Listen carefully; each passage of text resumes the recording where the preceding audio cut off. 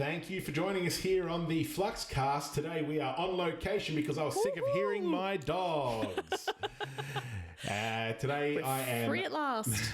I'm Matt Chalmers, and with me today is the yin to my yang. It's Brianna Porter. Hey Bri, how you doing? Good, how are you? Yeah, I'm wonderful. So today we wanted to talk about some of the stories that had shown up in the pharmacy media to do with specific compounders and to do with specific compounding acts. Yes. And we wanted to talk about some of the problems with those, some of the problems in the articles, and some of the issues that, some of the broader issues that they seem to bring up, which no one really seems to be talking about. Exactly. So, look, let's start with the first one was called. It was about a compounder in Western Sydney, and it says, or the line here is, an experienced pharmacist in charge was working 60-hour weeks. It's a busy person. Yeah, God. And compounding hepatitis C drugs to try and save patients money, a tribunal has heard. Which, I mean, that line alone really does raise some big issues there. But Well, they've got a good clickbait title on it too. Owner grossly inadequate oversight. right. Well, you know what though? I don't know how good that is because they haven't talked about. In the headline, they haven't said compounder. Yeah, they haven't got to that there, have they? No, normally they do that. Normally they say compounder. You know, they love dragging up those compounders. Yeah, compounder runs school bus off the road. Yep. Yeah. There's always, like, half the time you read these articles about compounding pharmacists. It's like compounding pharmacists misconduct. It's like, oh God, what did they do? And you read it, and it's got nothing to do with compounding. The only thing to do with compounding is that maybe they had a compounding service in their pharmacy. Yeah, that's it. We're going to talk about that. That's going to be the final outgoing line here on today's cast. So let's talk about this article real fast. So can you give us, what's the most pertinent bits here? Even if you've got to skim read a little. Yeah. So basically, we've got this guy in Western Sydney who. The big parts of it, there was a lot of issues around supply of anabolics.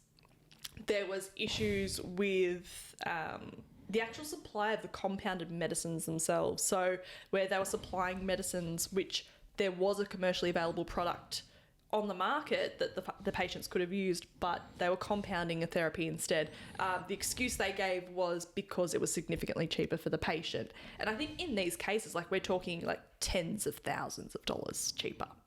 Right. So, unfortunately for compounders, unfortunately for these types of patients, having a cheaper product is not a good enough reason for the regulators for you to compound a product. Yeah, well, it doesn't suit the designs of the pharmaceutical lobby either. No, exactly right.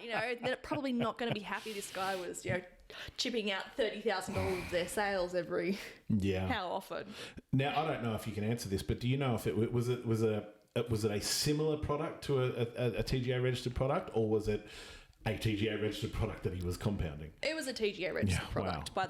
By the article. I will put that proviso in all of these because we know that the media loves a beat up, but from the reading, yes, it was actually a commercially available product. It used to be compounded, I believe, but the demand dropped off when the ARTG listed products became available. Oh, right, okay. Yes. Okay.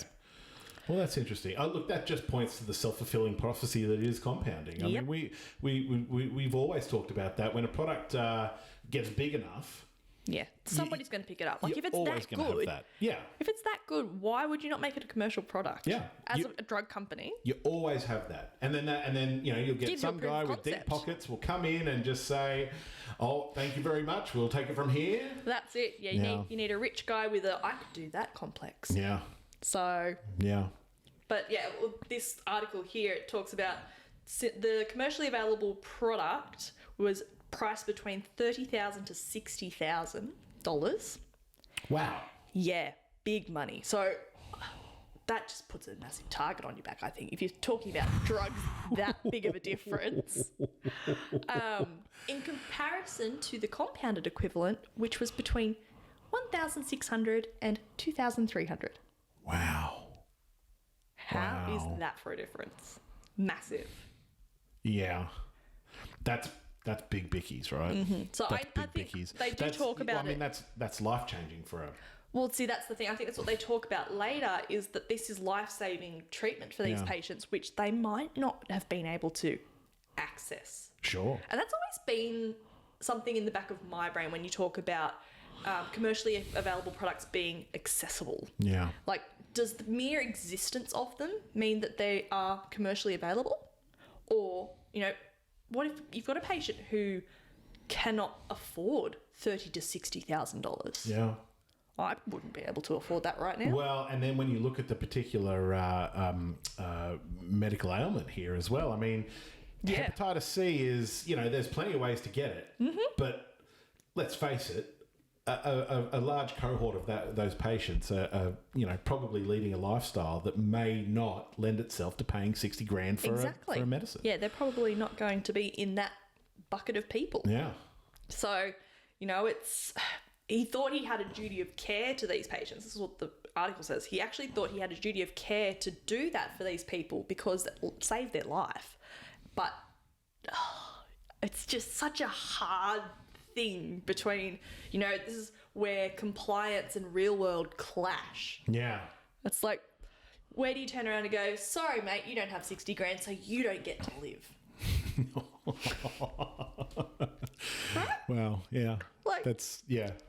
Well, So there was that guy in the US that what was that drug? There was a man in the US patented this drug, and like the price went from like $100 for a box to $1,100 per tablet overnight. Yeah, you know what? I can't tell you the name of the drug, but I can tell you the name of the dude. His name was Martin Shkreli. Yes, that's the one. Yeah. And I know that because he then bought the rights to an unreleased Wu-Tang album and decided he was not going to release it. Oh, some people just want to see the world burn, I think. Yeah, Farmer Bro, they used to call him. Yes, that's the one. That was crazy, that story. Like the fact that people not only can just do that, but do just do that. Yeah, it actually bugs me that I can't remember the name of the drug now. You know what? Actually, you know what I'll do? I'll put the name of the drug in post right here. And that was the name of the drug. Oh, it's going to be very technical. I hope you can follow that one up. Yeah, that's right. I hope I remember to do it. It's just going to be a weird blank in the middle. Okay, so tell me about this article. What I mean, we've got inappropriate recording with anabolics now. Yeah. So, you know, my favourite saying, if it's not written down, it never happened. And most pharmacists would know that this especially applies to your scheduled drugs and your restricted drugs. You know, you've got to document them to the nth degree. Yes. You've got to be so particular. You know, they're even to the extent where the colour pen you write in, you know, if you do make a mistake, how you're supposed to to actually fix those mistakes. It's so particular. Yeah. Like I used to have to go through it with... when I was working at the wholesalers, that we had a certain record and we had to do the same thing. Sure. It's pain in the backside. Yeah. But it's understandable why it's there, right?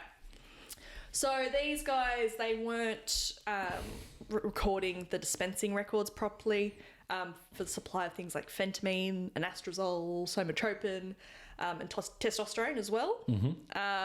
So they didn't have the details of the dispensing pharmacist there. Right.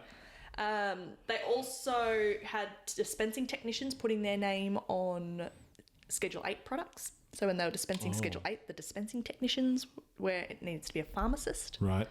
So that was, you know, supply of ketamine, dexamphetamine, fentanyl, alprazolam, like heavy stuff. Yeah. I don't like the idea of compounding fentanyl. Oh, I hope it wasn't a compounding thing. See, this is where these articles are a bit tricky. That might not have been a but still, I know I would hate to have to handle that in a pharmacy. Yeah. You know? Yeah. There's a few reasons why I never went into community pharmacy, but that would be one of them. Handling that kind of drug would be hard. Yeah.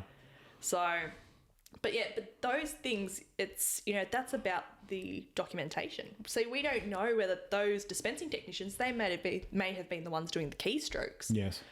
Who's to say it wasn't the pharmacist who went to the safe and opened the safe and provided the counselling? And We'll never know because they didn't write it down. I want to tell a quick story about fentanyl that I know. There's something that happened recently because, if you're listening to this, there's a pretty good chance that you know that America is in the grip of an opioid crisis, and that sort of thing is starting to happen here. I always like to look at the US. They're probably sort of 5 to 6 to 7 years earlier than we are in trends. So yes. We know that there's a burgeoning opioid crisis here in Australia. However, one thing that's interesting that's going on there right now is that fentanyl is finding its way into the street drugs. Right now. I don't know if you know this. This comes from a book that I've read, by the way. This is not from any sort of personal experience. I'd like to throw that out there right now. But what they say is that the dealers, street level dealers, when a person overdoses, particularly when I'm talking about opiates, when a person overdoses, you would think that it drives people away from that dealer. However, it just tells them that it's the strongest stuff, it tells them that it's the strongest stuff, and then they get there. Yeah, they go there and they want that fire dope.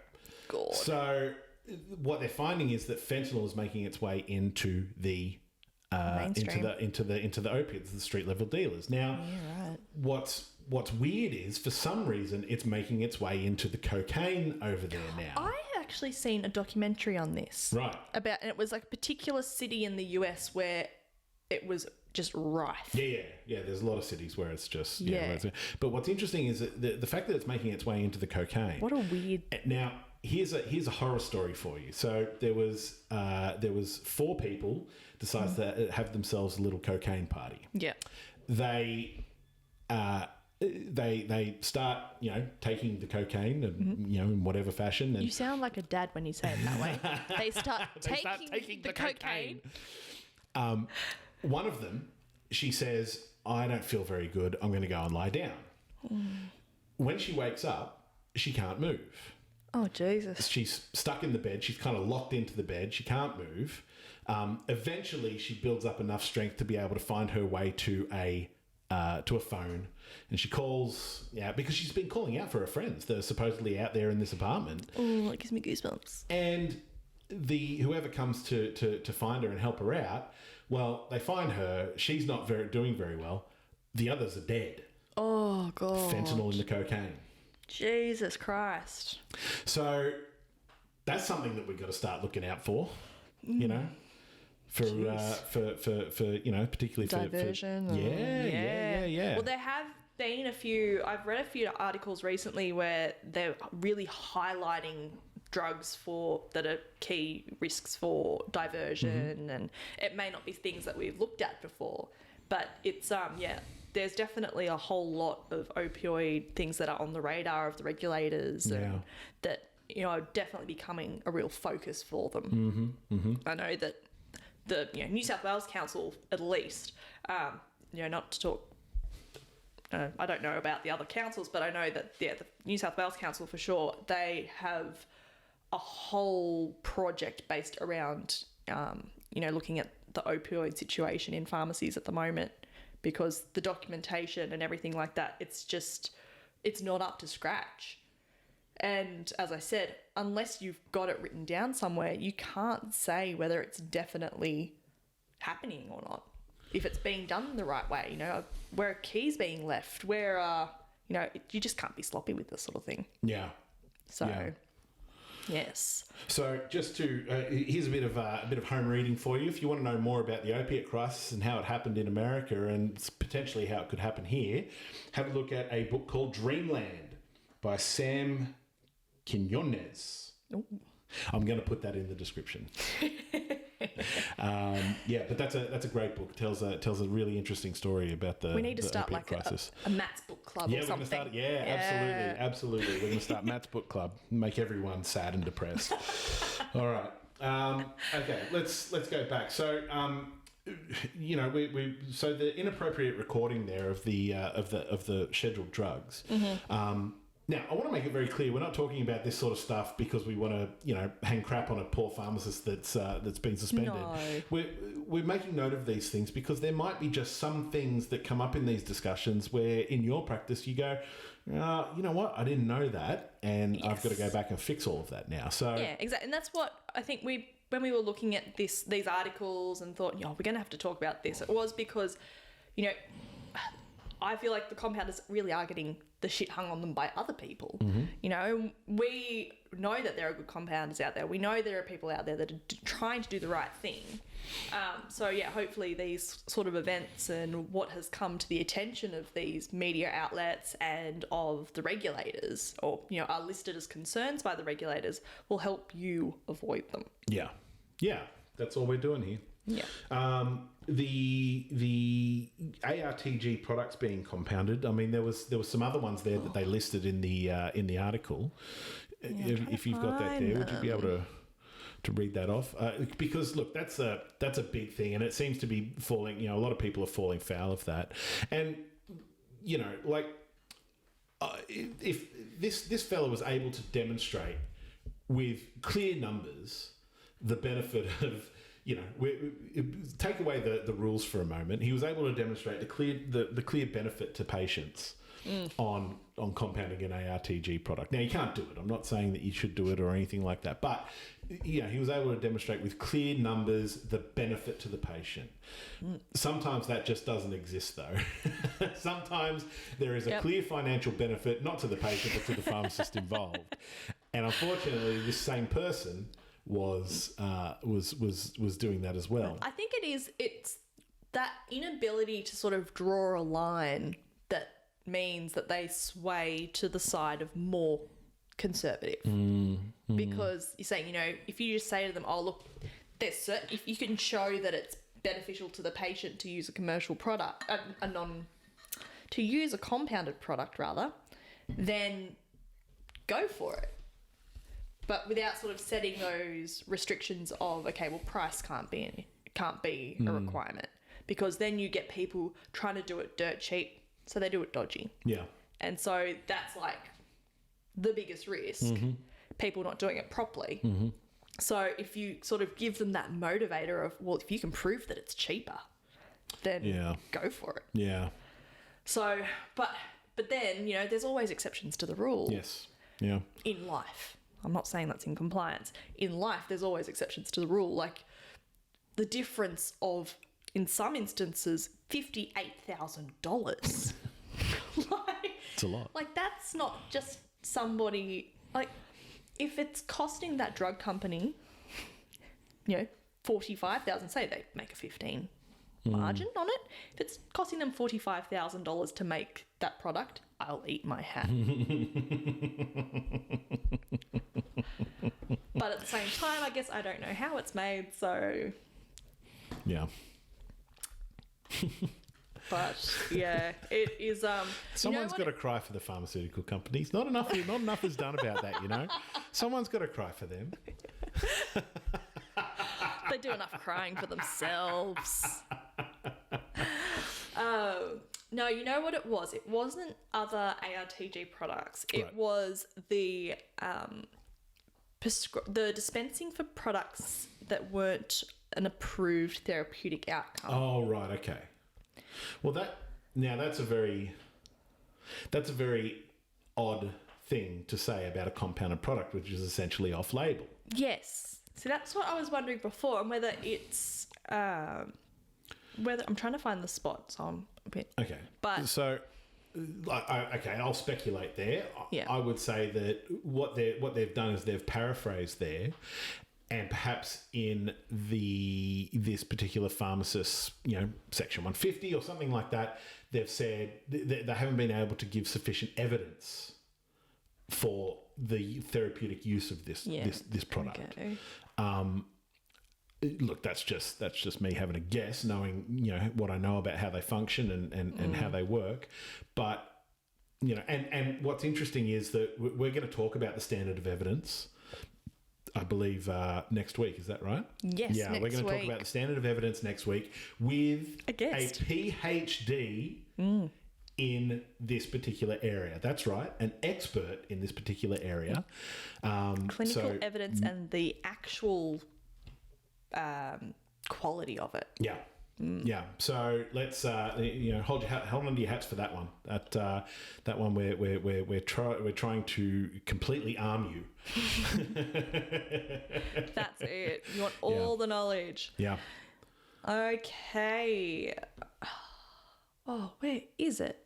This is going to bother me. Okay. Can we move on to something else? Okay. Well, okay. So the other thing that article did mention was absentee ownership, and not knowing what's sort of going on in your compounding facility. Now, I would imagine that a lot of, especially hardcore compounders, there's no issue with absentee ownership. No, because they're into it. Yeah. Yeah, but you know where the issue does lie is that what we've seen with some of these absentee owner problems that have come up is where the pharmacy regulator has said, okay, that's fine.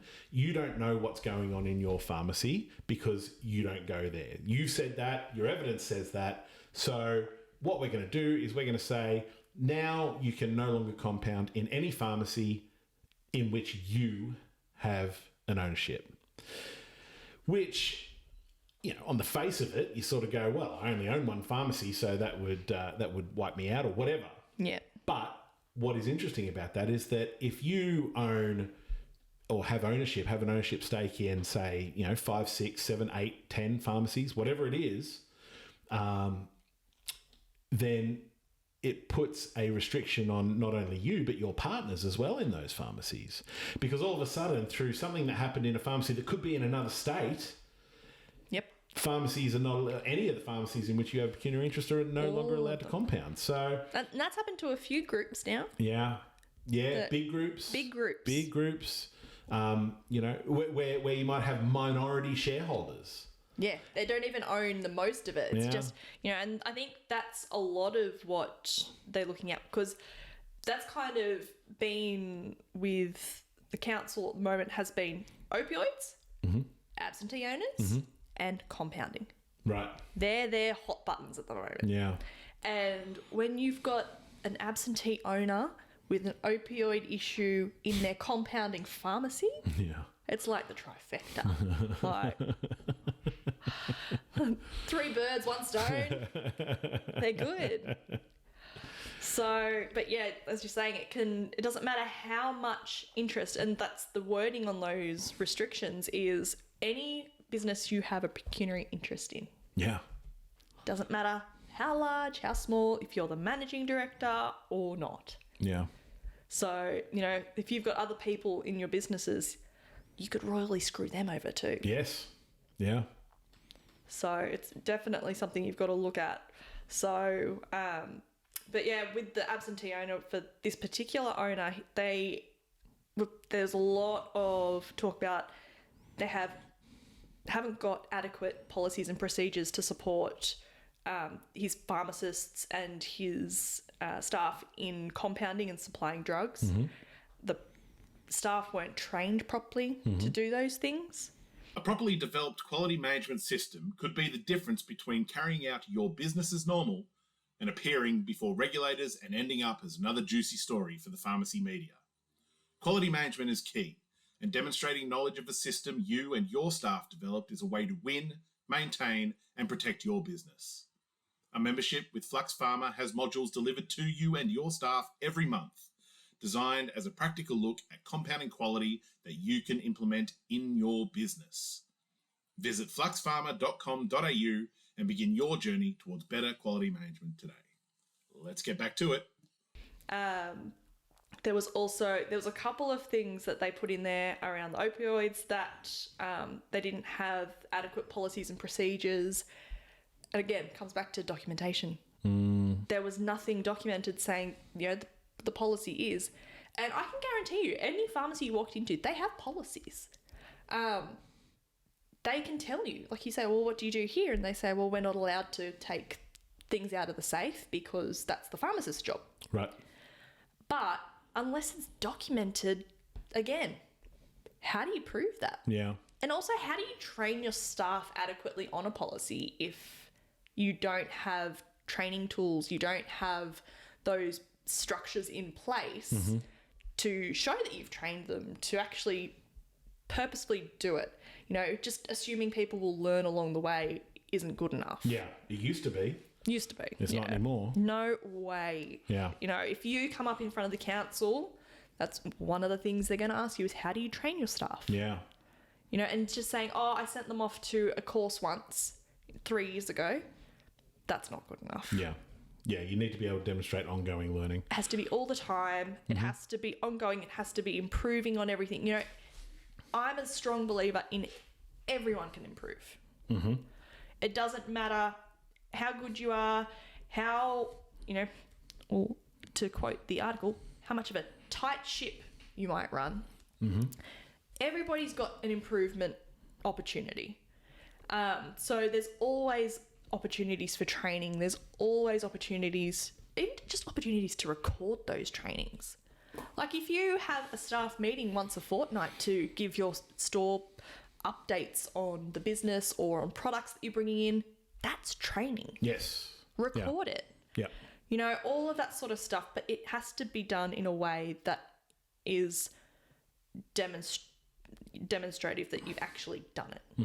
That you can hand that over to whatever regulator and say, yeah, I do training once a fortnight with my staff. Yeah. I provide them with this expert training. You know, also saying that because I told them to isn't a good enough reason.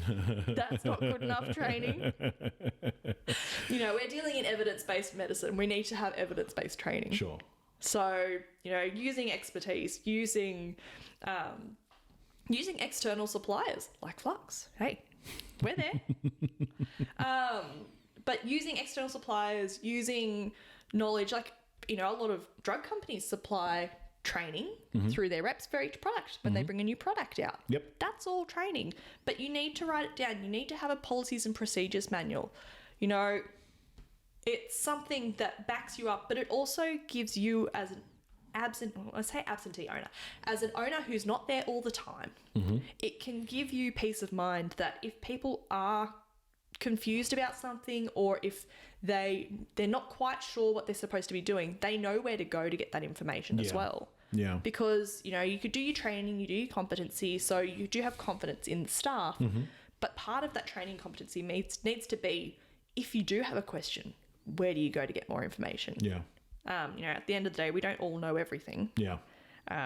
But you need to know where you can go to get further information. And I think this guy just demonstrated that he had none of that in place. Yeah.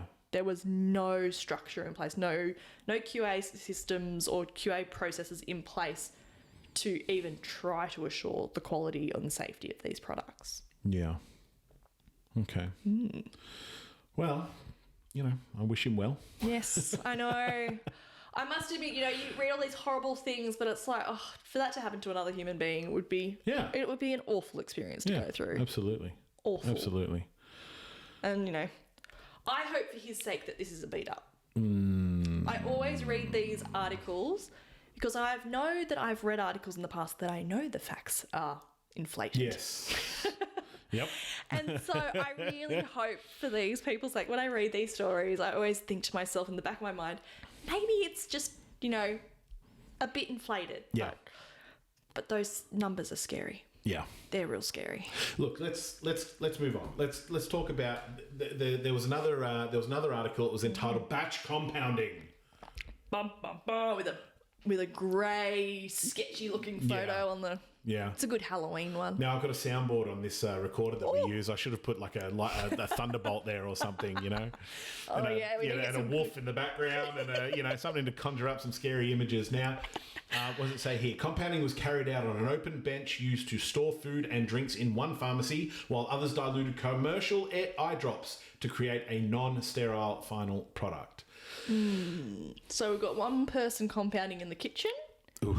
And another one making a non-sterile product or a sterile product in a non-sterile environment, which we have spoken about. Yes. Yeah. We have touched on that one because that's popped up a few times in the last couple of months. It's a pretty serious thing, and it's actually surprising how much it's popped up. Right. Like, to me, and I guess I come from a different background, but at the same time, like, it's an eye drop. Even the commercial products that you get, before you open them, they are a sterile product. Mm-hmm. So why would you think you could compound it in a non-sterile environment? Yeah. It gives me the willies. Yeah. So, but yeah, so this is a story, and it actually comes out of the VPA's circular. Mm-hmm. So each month the VPA puts out, the Victorian Pharmacy Authority puts out a monthly circular, mm-hmm. and it's just like a summary of all the stuff that they've covered off in the council meeting that month, different, and it covers all pharmacy. It covers off, stuff from the inspectors, stuff from the council themselves. There's a few different things that they cover off. But every now and then compounding pops up in there from the inspectors. Mm-hmm. And this month they did actually put in a section about compounding. And it was, it's funny, from reading the article in the AJP and then going back to the actual circular, mm-hmm. There are issues. Obviously, they've got the cases and learnings and things in there. But for compounding, it's very general in the VPA circular. Right. They don't focus so much on actual instances, which I thought was interesting. Oh, okay. Being from the inspectors. Right. Yeah. So they look at, they talk about risk assessment and how often they think people should be doing them. Mm-hmm. They talk about, there's actually am I undertaking complex compounding section, which I felt like we would have been past that now.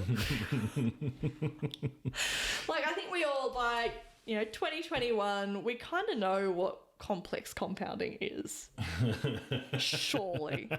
It is a short. It's a very short section. Yeah. And I think it gives the APF definition, and there is a reference to the section of the VPA guidelines there too. Mm-hmm. But yeah, so they've got am I undertaking complex compounding? They've got something around batch compounding, so that's where the article topic comes from.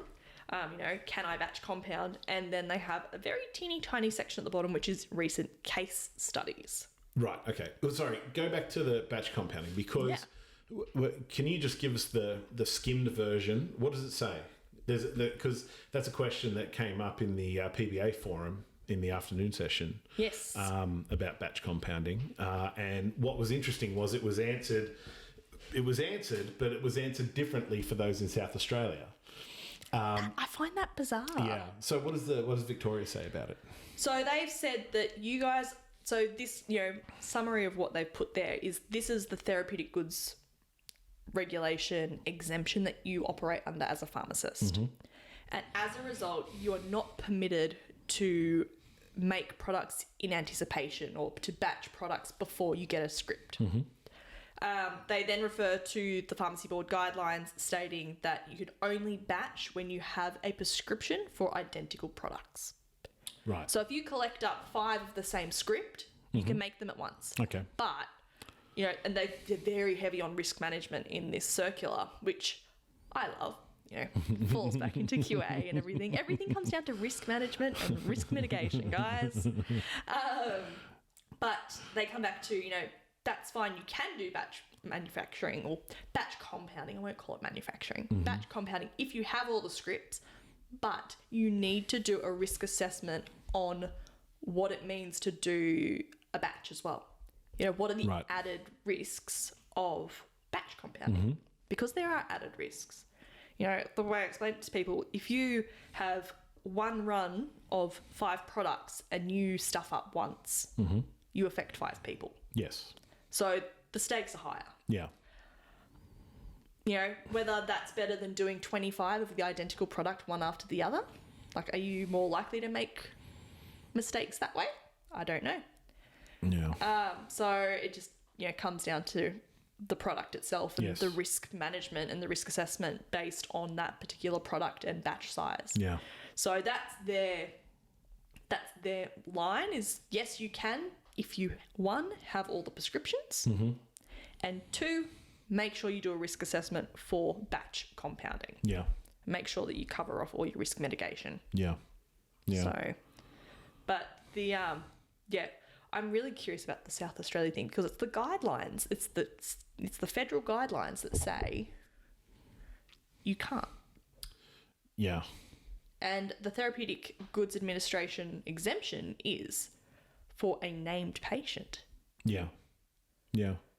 So I really need to look more into that South Australia thing. That was interesting. Yeah. Stay tuned to this. We'll get some more information on that. Dig it up. Yeah. See Because I what's was going very on. surprised. Nearly fell off my chair when the guy said Yeah, that. like why wouldn't we all just move to South Australia?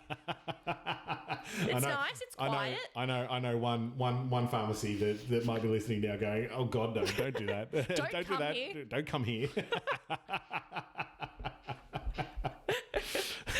Oh dear. So yeah, but I guess going on from that with risk assessment, that was another part that they covered off in that circular. And I thought it was interesting, it was very general. It was like, you must do a risk assessment. You've got to cover off your 4 Ps, so your premises, personnel, product, and patient. Mm-hmm. Basically regurgitated the APF 25. Mm-hmm. But the one that I thought was really interesting in that was it is not sufficient to rely on compounding formulas inherited from other pharmacists or compound based on testimonials and impressions of peers without careful examination. Right. So that's something that I thought was particularly interesting there, because in the APF, when they're talking about formulations and getting, advice on formulas and things like that, they recommend you contact hospital pharmacists and pharmacists from compounding wholesalers who have a support service. Right. So are you able to rely, I know a lot of pharmacies who rely on formulations that's provided to them by a wholesaler support service. Yes. Yep. Most would. Yeah. That's kind of the justification of using a formula half the time. It's Sure. like, well, I got it from X, Yep. so it must be right. Yep. Shouldn't it? Yep. And that's so I thought that was an interesting sort of addition to that. Well, I think From the the wholesalers. inspectors. I think the wholesalers are kind of hanging their hat on it too. I mean, Yeah. it's a good way for them to differentiate themselves as well. Yeah, exactly right. Adding that service and that support to people, that's what matters, especially with pharmacists who haven't been in compounding for a while. Yeah. They rely on those guys because that's where they get their knowledge from. Yeah. Yeah. So, yeah, I thought I would be interested to hear from an inspector what they believe that means. Mm-hmm.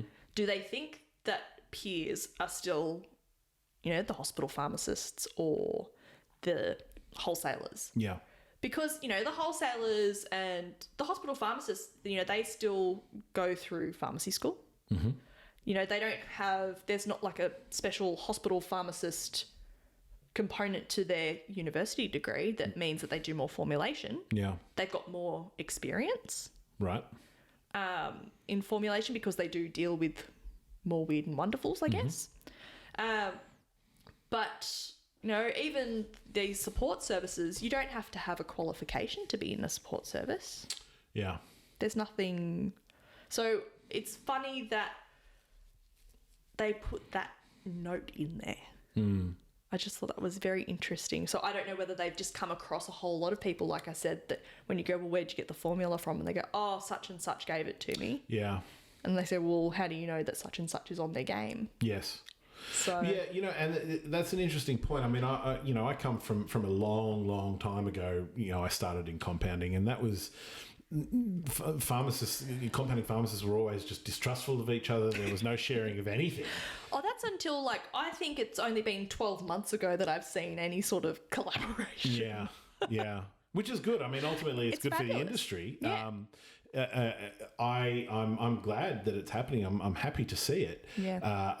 I'm curious though as to when regulators have sort of cottoned on that this might be a thing that's happening, because it was, this kind of collaboration is good, and now the regulators are kind of shutting it down almost. Yeah, that's it. It's like, no, we don't want them talking to each other. No, don't talk to each other.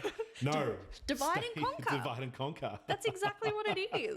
Don't talk to... And, they want you to have formulations and documentation and justifications that would be acceptable by the profession. That's right, yeah. So, but how do you get acceptance from the profession if you're not conferring with them? If you can't trust the profession.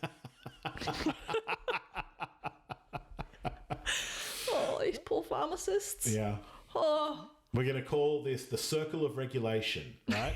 And it's going to look like a snake eating its own tail. Mm-hmm. Yeah. Because that's what it ends up being. That's all it is. And I know even with the references referring to each other, you read, if you're looking for something very specific in guidelines, more often you just keep going around and you go, okay, in APF, and the APF says, okay, refer to the guidelines, and the guideline says, okay, refer over here. And then you just end up back at the APF again without an answer. And now the guidelines, the pharmacy board's sitting there saying, oh, we probably don't even need the guidelines, guys. Like, the APF's got it covered now. Yeah. No, they don't. So that's right. This is the circle of regulation, which is designed to get smaller and smaller and smaller until it represents a noose with which you've hung yourself. Pretty much. Pretty much. Oh, yeah. Yeah, okay. Who would think that such one little sentence would have so much implication? Now, where's the mention of QA versus QC? Let's talk about that. Yeah, where did I find that? Because when we were talking about it, and it was talking about, QA processes, and there was, I think it was in one of the case studies where their QA processes were insufficient. Mm-hmm. But in the contents of which it was talking, it wasn't talking about QA. Right. That was the pharmacy board case study. Okay. So, yeah, they talk about quality assurance. So we've got pharmacists who compound products must have appropriate risk management processes in place to manage risks associated with the compounded product, such as quality assurance of products. Right. Including microbial testing. That's not QA. Okay. That's QC. Right. So we have our... So why don't you just go ahead and explain the difference, and I'll tell you if you're right. I'll have my rant. My QMS rant. So quality assurance and quality control, they are related, but they're so different. They are completely different things, and they get used interchangeably all the time. Mm-hmm. So QA is the bits you do before you even start making products. Okay. QA is your documentation. Mm-hmm. QA is making sure you've got policies and procedures. It's making sure that your staff are appropriately trained. It's making sure that you have an environment which is appropriate. QA is everything. Yes. It's all of these things. All of the requirements that you have on you as a compounding pharmacist come down to QA. Mm-hmm. If you have a quality management system which is worth anything, then you've got good QA. Okay. And this is basically, it's the procedures, the policies that you put in place before you even make the product. Mm-hmm. The quality control component is controlling what goes out. It is checking that the quality assurance component has worked. Right. So the quality assurance is the plan. It's, okay, we're going to do this because if we have staff who are trained properly in an environment which is appropriate, using good quality materials, and we do it the same way every time, we'll get a good outcome. Mm-hmm. And so the outcome that we want for compounding for quality assurance, the outcome is a safe, personalised, high-quality medication. Mm-hmm. That's what we're looking for. That is our quality outcome that we want in compounding. Yep. And to do that, you have to put all those things in place. Mm-hmm. So quality control is checking that we have a safe, high-quality, personalised medication at the end of the day. Mm-hmm. And that is done through visual inspection. It's done through, weighing, doing average weights. It's through doing analytical testing, such as potency and assay. Mm-hmm. It can be done through microbial testing. And it's basically checking that that end product is what we said it would be. Mm-hmm. And that's what quality control is. And that's what I think they meant there. Right. Not quality assurance. Sure. Because I can kind of understand where they're coming from, but you can't test quality into a product. Mm-hmm. So assuring the quality, testing it is not assuring it. Right. Testing is checking that you've got the quality. Yeah. Checking that the actual product is high quality. Assuring something is going to be high quality is putting these other processes in place and documenting it the whole way. Yeah. So essentially QC is very difficult to do in compounding. Oh, so hard. So hard. There's all these different things that it hurts my brain. Yeah. So Again, essentially you compliance real world clash. Yeah. Yeah. So for compounding you're over investing in QA. Yep. Because QC is Exactly right. almost QA for compounding is paramount. right. It is the high, like that is the thing that you want to make sure is squeaky clean. Because, you know, ultimately, if you've got all of those things in place, the outcome should be quality product, right? You've got people who know what they're doing. You've got products which are high quality. You've got the same process which has been proven by quality control checks in the past. So like stability studies and those sort of things all come into quality control. And so all of that stuff should amount to a good end product. You know, we always know that things go wrong. We live in the real world. We don't live in a sterile vacuum where things never go wrong. And if you have the right plans in place, that nothing will ever go wrong. But with your QC, you can still do QC visually. So, you know, making sure that your cream's not purple when it's supposed to be white. Yep. Things like that. You know, different products will have different requirements, and you should have your QC checks on every single master formulation you have. Yep. Because every time somebody makes it, that should be checked. Yes. So in that respect, you have some level of QC at every single step of the way, but there's no way of guaranteeing the potency of a product, making sure that it's actually got the right amount in there. Yeah. Did you lose any ingredient along the way? Did you, just by looking at it, you're not going to be able to tell if it's, you know, 5 milligrams out. Yeah. But at the same time, 5 milligrams out could be super significant. Yes. Yeah. So it's, you know, without that external testing, it is really hard. Yeah. And I think that's what scares the regulators the most, because they can't check it at the end of the day. Yeah. Yeah. You know, it's just going out and hoping for the best. All right, so Mike, I've got a question for you. So, so let's say you're a pharmacy in the QCPP Yes. world. Yep. When Our hybrid friends. you have, because you've got to do your proficiency testing of anyone that's compounding, right? Any technician or any pharmacist. Exactly right. And say that again. What is it? It's two drugs. Yes. And 2 dose forms. Yes. Once a year. Once a year. Yes. Okay. Annually. 2 drugs, 2 dose forms for every technician, every pharmacist. Exactly right. Yeah. Okay. So you got to send that off for analytical testing. Now, we do get questions about where to send that stuff to, and we do have a recommendation for that. So I'll put a link to them in the description. But we will probably have some more to say about that a little later on. Yes. But engaging in that, is that QA or QC? That's QC. Okay. Oh, I see what you mean. The validation of staff. Yeah. That's a good question. I only ask good questions. Yeah, and the best ones are always the ones we haven't discussed first. A bit of both, really, because you could use it as both. Yes. Because you are checking the end product. So that's one step. But it is QA because you are validating stuff. Because I think that is the QA is the intention of that requirement. Yeah. I don't think the QC component is the intention of that requirement. Yeah. Because they want you to validate staff. So they're not looking for they're not looking for the quality of the end product. I guess if you're looking at QC, you could also look into things like microbial testing as well, depending on your product.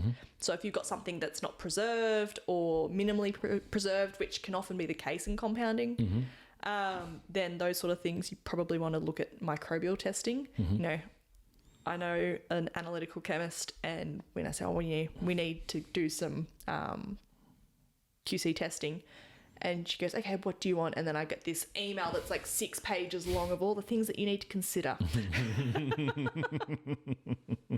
You know, never ask an analytical chemist to check an end product. So, but, you know, for the potency aspect of it, that basically shows that the staff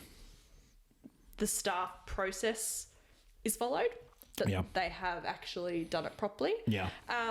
But also, I guess, if you do have an out of specification result, that might not necessarily be weighted on the staff member. There are other issues that could have come up from, you know, you could have a potency issue with the material. Yeah. So, a bit of both, I think is the answer there. Yeah. So, but I think, the intended purpose definitely defines whether it's QA or QC. Yeah. Okay. So, all right. Well, we got to get out of here shortly, but there's one last article that came up that we just want to very briefly mention, and it was about the compounding pharmacist dispensing anabolics. Yes. Which is a slightly older one. It wasn't this one. What it essentially said was that there was a pharmacist who had competed in the weightlifter bodybuilding contests and had inappropriately dispensed a range of anabolic steroids, which she didn't know that she was inappropriately dispensing, apparently. Right.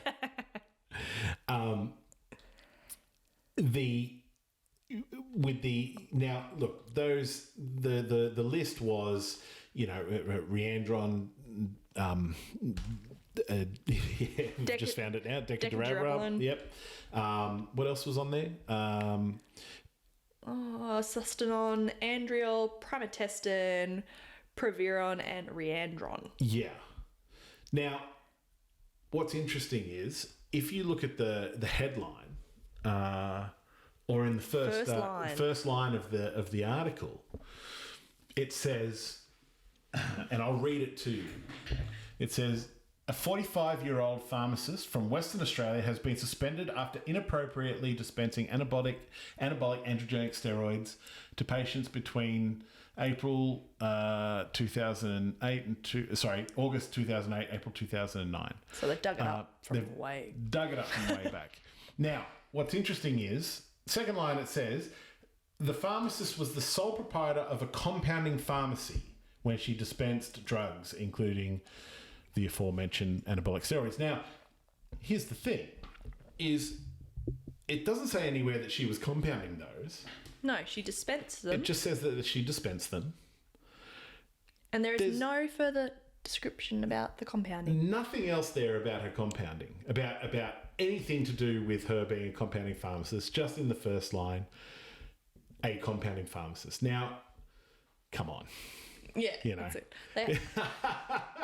And that happens so, as I said before, it happens so often. Like the number of times I get the email in my inbox and it's, you know, compounding concerns or compounding pharmacist does this, or it's like, oh my God, what's happened? Yeah. And it's got nothing to do with compounding. Yeah. It's just clickbait. It is. Clickbait. They love a good clickbait. Utter clickbait. And, you know, I think they get that clickbait with compounding because it's not common to see things going on in compounding in the mainstream media, I don't think. Yeah. You know, there are, you know, this week we got 2. We were special this week. We were on someone's hit list for whatever reason. But for in general, you know, all the award ceremonies, everything, every other story that you hear on these outlets doesn't cover compounding. Yeah. So the second there's a sniff of it, they know people are going to click. Yeah. you know, and it's something that it's something that people aren't quite in the know about all the time. So it's this, you know, mysterious evil. Yeah. So they find it easy to make it a good beat up story. Yeah. Yeah. Well, look, all I'm saying is don't fall for it. Don't fall for it every time. That's it. Don't fall for it every time. You know, like when you're reviewing your evidence, stay skeptical.